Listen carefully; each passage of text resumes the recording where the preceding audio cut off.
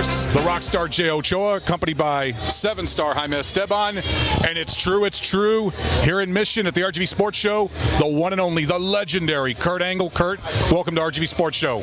Thanks for having me on, man. Kurt Angle, you've had a historic career, both not just in pro wrestling, but also in amateur wrestling as well. Take us up a little bit about your roots as far as how you got into just wrestling in general, whether it was the amateurs to the pro ranks. I got into wrestling because my brothers were wrestlers, and I was kind of forced into it, but I really enjoyed it, and I wanted to be just like them. So they were my idols. They were the ones I looked up to, and that's how I got into the sport. And of course, from there, ultimately, one of your greatest triumphs, the 1996 Olympics. Just tell us what went through your mind when you were given that gold medal in '96, representing the United States in freestyle wrestling. Well, it was a dream come true. It's everything that I dreamed about since I was a little kid, and to make it happen was, it was like reality hit me right in the face that day, and I realized I was the actual best in the world.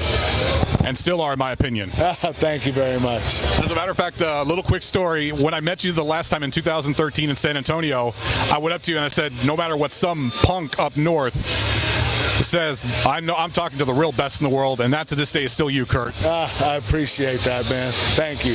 And since coming into wrestling with your debut at Survivor Series in '99, which I still remember that memorable line, you don't boo an Olympic gold medalist, which, guys, don't do that. Never boo an Olympic gold medalist, especially one representing our country like you. There, of course, an incredible rookie year you had in 2000, becoming Intercontinental and European champion, or as you called it, Eurocontinental champion. Continental champion, yes. Yeah. To King of the Ring in 2000, to the world title. Tell us about the night you won the world title from the first time against the man who at that point was one of the hottest names in wrestling at the time, The Rock.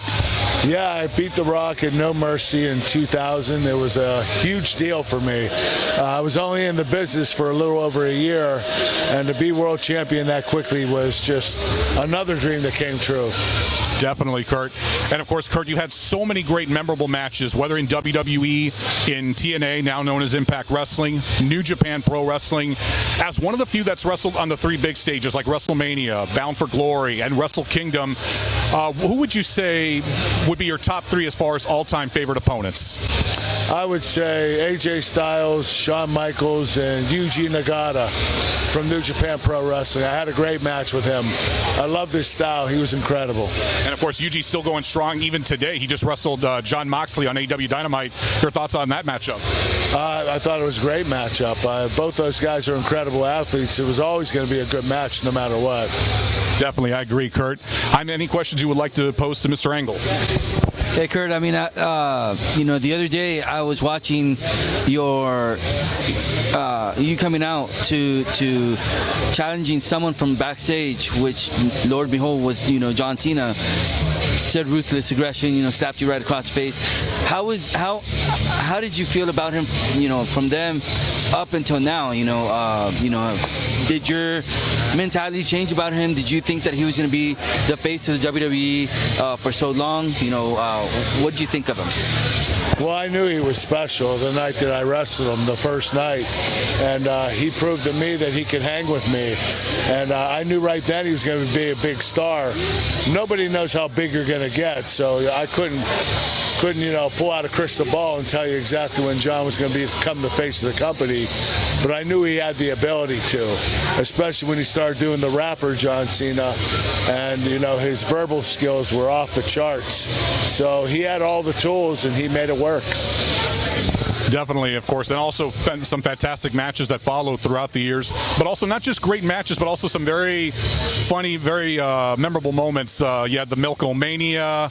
There was the rendition of Shawn Michaels' theme song, Sexy Kurt.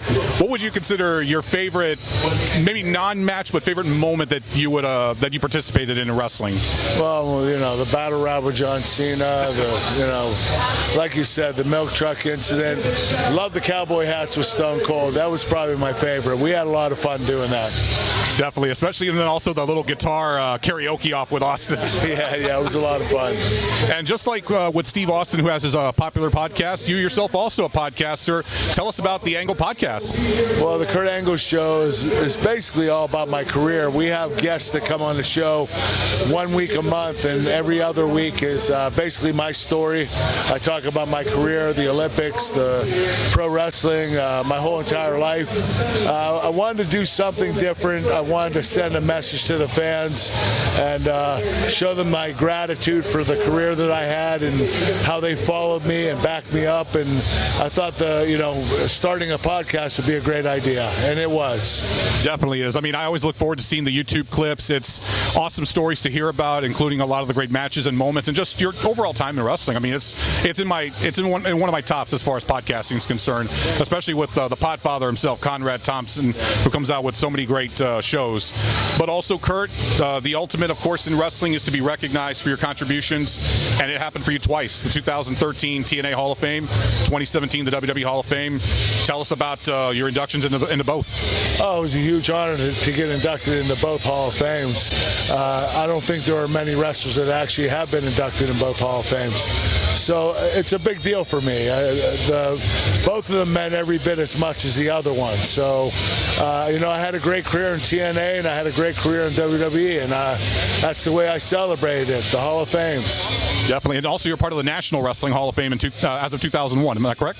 Yes, that's the Olympic Wrestling Hall of Fame, yes. Definitely well-deserved, Kurt. Well, Kurt, we're going to go ahead and let you go, and, of course, let you go ahead and continue to celebrate with the fans and interact with them. Kurt, any final comments or plugs you'd like to give? No, I just want to thank the fans for coming out today. I really appreciate it. Thank you, Kurt Angle. Signing off here at Armbar. Ladies and gentlemen, Kurt Angle.